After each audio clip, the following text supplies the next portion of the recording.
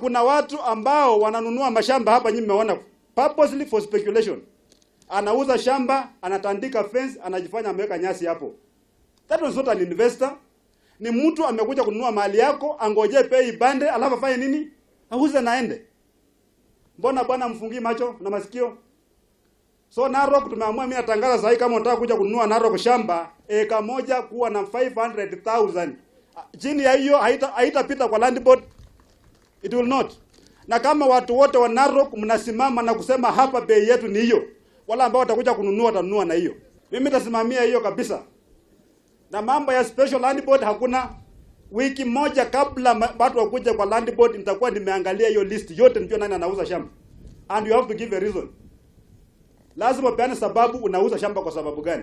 Mimi nafurahi kwa sababu wananchi wa Narok tumeweza kuungana, viongozi wote tunashirikiana, wabunge wa national government na wale wa county assembly wakiongozwa na speaker wetu hapa na leader majority na sisi executive, tutashirikiana wote kwa sababu lengo kubwa ni kwamba mwananchi ambaye hako hapa Ngoilale na sehemu zingine aweze kupata maendeleo, service delivery. Hiyo ndio kitu ambaye mwananchi anahitaji katika sehemu hii.